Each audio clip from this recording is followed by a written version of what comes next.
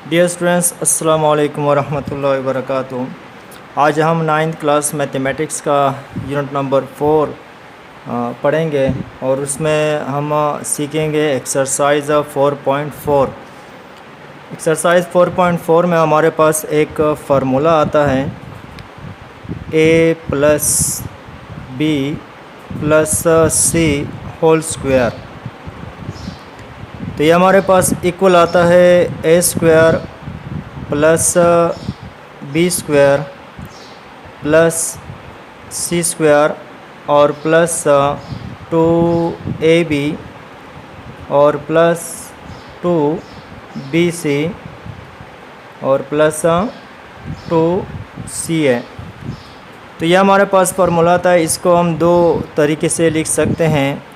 एक है हमारे पास a square plus b square plus c square और प्लस इन तीनों में से हम 2 को कॉमन कर लेंगे।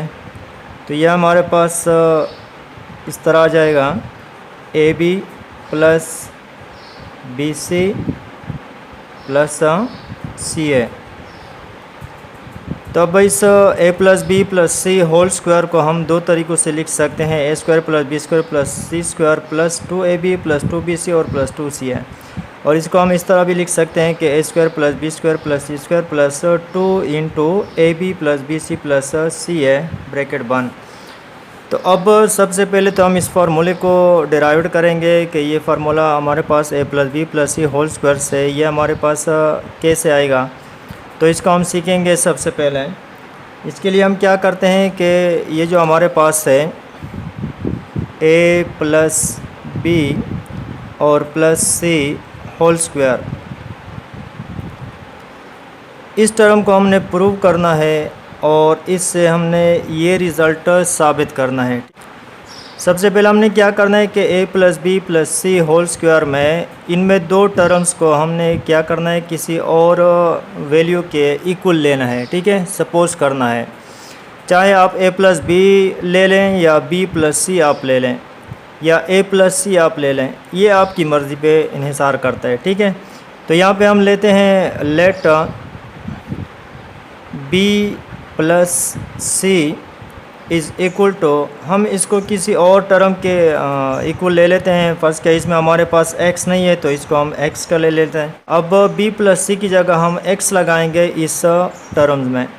तो यहाँ पर अगर हम लगाएंगे कि a प्लस और b प्लस सी की जगह हम यहाँ पर लगाएंगे x और इसका हम लेंगे स्क्वायर। तो ये हमारा फर्स्ट फार्मूला है जिसको हमने पहले भी डिराइव कर लिया है। तो ये हमारे पास जब भी दो टर्म्स आएंगे और उसका आप स्क्वायर लेंगे तो ये हमारे पास इक्वल होगा a square plus x square और प्लस 2 इंटू ए एक्स।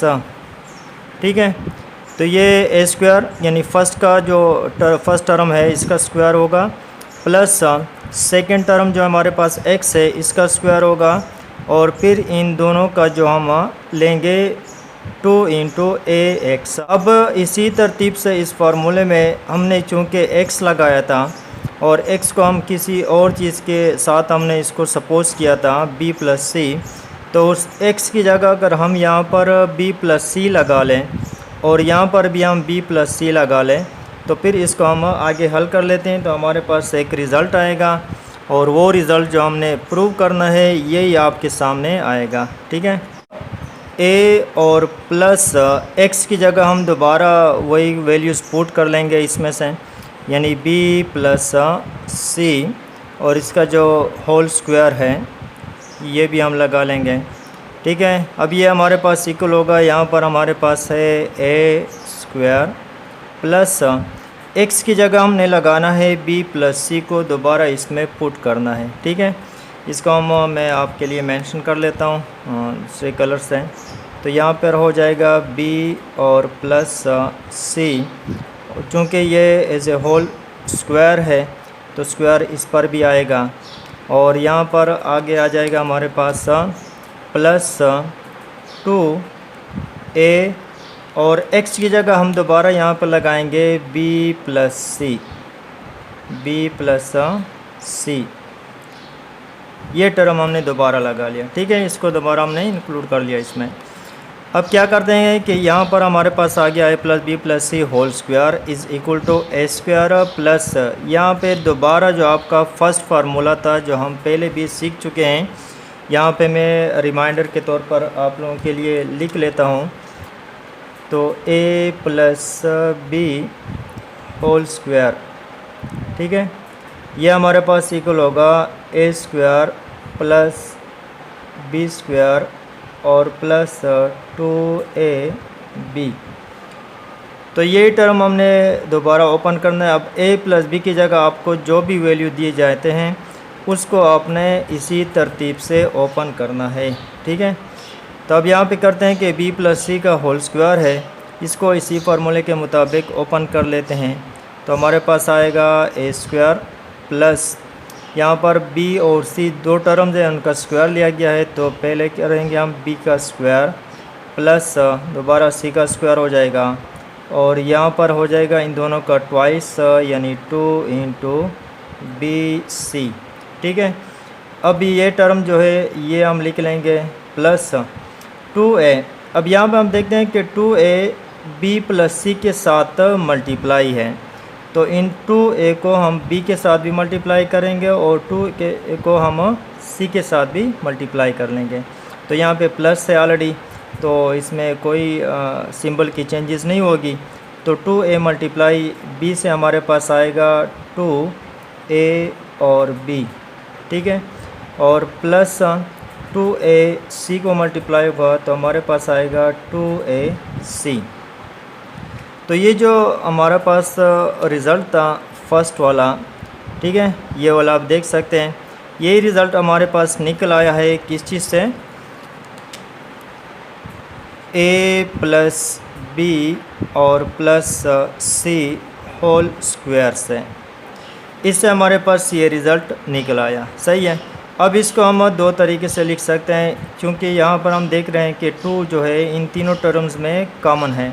तो इस 2 को हम इसमें से निकालेंगे और इसको हम फिर a plus b plus c whole square is equal to, यहाँ पे हम लिख लेंगे a square plus b square और प्लस सी स्क्वायर और प्लस यहाँ पे हम चूँकि 2 को हमने कॉमन करना है तो 2 को हम इस तरह हाईलाइट कर लेते हैं कि ये हमने कॉमन ले लिया है, ठीक है।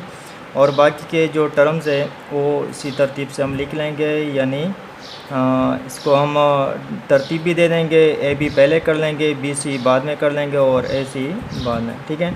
तो ये ए बी हो जाएगा और प्लस बी सी हो जाएगा और प्लस सी ए हो जाएगा। तो ये हमारे पास इस फार्मूले का प्रूफ निकल आया है, ठीक है, इसको हमने डिराइव कर लिया है।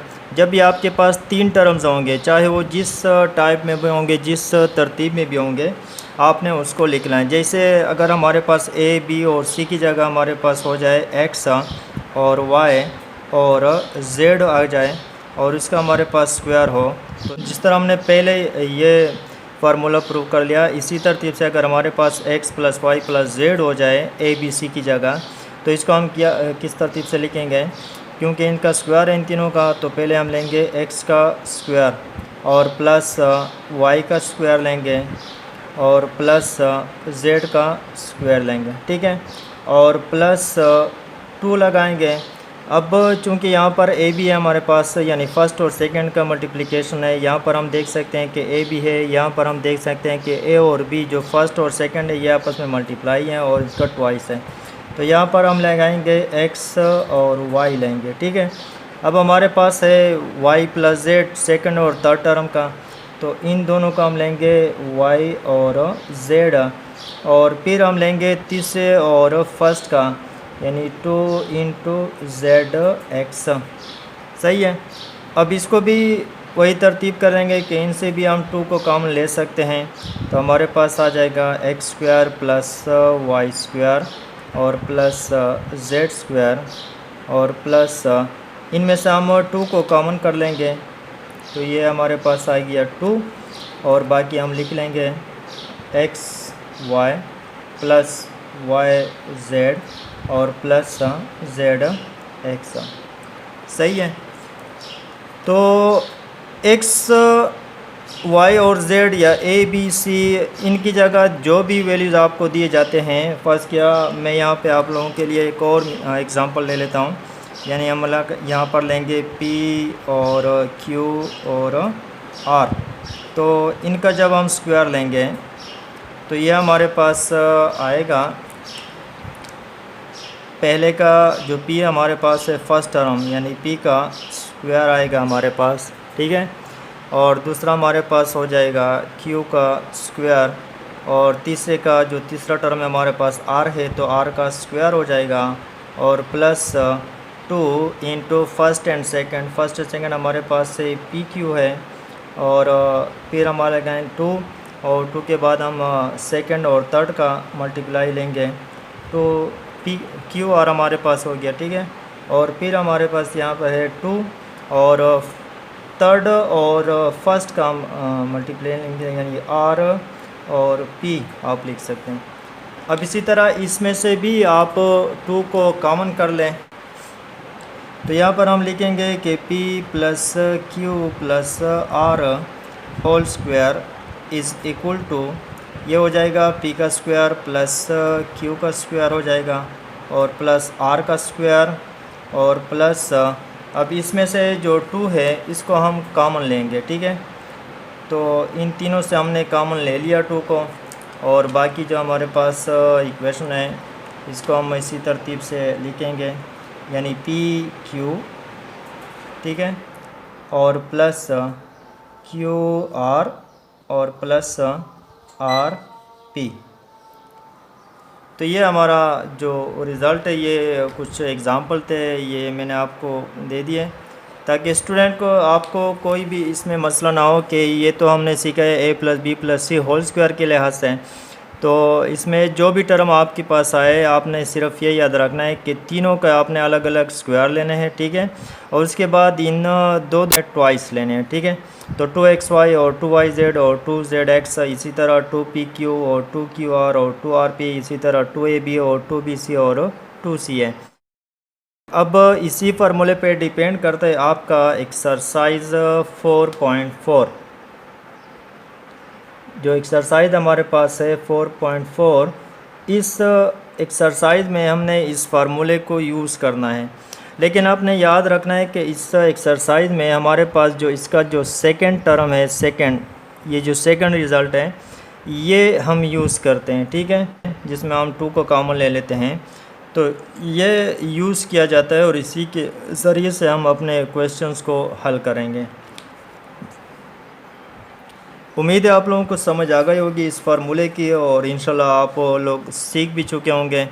फिर भी अगर कोई मसले तो आप कमेंट्स में मुझे बता सकते हैं, ठीक है, मुझसे पूछ सकते हैं किसी भी स्टेप की आपको समझ ना आए। इंशाल्लाह मेरी कोशिश होगी कि आपको स्टेप बाय स्टेप समझाऊं और आपके लिए कोई भी मसला ना हो।